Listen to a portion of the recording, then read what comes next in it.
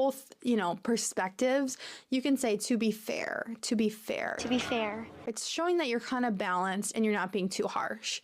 Maybe someone says, oh, they're always late. They're even late today. You might say, well, to be fair, traffic is really bad today. Meaning, I'm not blaming them just as a person. Like, there are other factors as to why they could be late, especially today. To be fair. As someone who used to work as a waitress, if someone's criticizing the service at a restaurant, I'm always like, to be fair, it's a really hard job. So I'm kind of weighing out the other perspective. I'm saying, don't be so harsh. We're going to talk about making decisions now. One of the most common phrases that I use when I'm trying to be agreeable and let the other person decide is, it's up to you. It's up to you. It's up to you.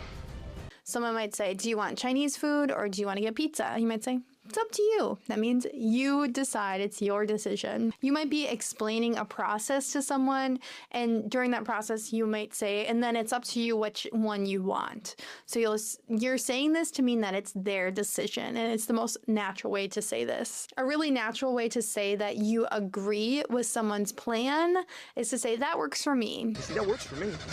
Or if they make a suggestion, you might say, that works for me, instead of saying yes, or saying, I agree, that works. That works for me. This is a really friendly way to confirm plans and just to be agreeable and to go along with what they want to do. Someone might say, let's meet at 6 p.m. You'll say, that works for me. Sometimes if someone asks us a question that doesn't have a really clear answer, the answer kind of changes depending on the situation. You might say, it depends. That depends. It depends. Someone says, do you like working from home? You might say, it depends. And it means it depends on, what you're doing, what the day's like, whatever. Or someone might say, should we drive or should we fly? You might say, it depends on the cost of the ticket. You're kind of saying it depends. There's no clear answer. I don't have a desire here. And a lot of times, instead of just saying it depends, we might say it depends on. It depends on the cost. If you want to reassure someone or just kind of reduce their stress, make them feel better in English, these next phrases will help.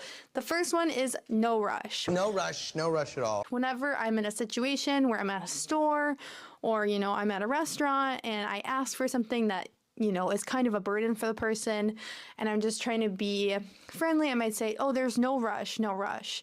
That means I'm not in a hurry, like I'm not going to be mad if you take extra time. And sometimes I'm saying this because I want the person to do a good job and not feel stressed out, not feel like I'm going to be angry. Oh, no rush. Someone at work might say, I'll send you the report right away, and you might say, no rush, take your time. So this is a really friendly phrase. It just shows that you have patience.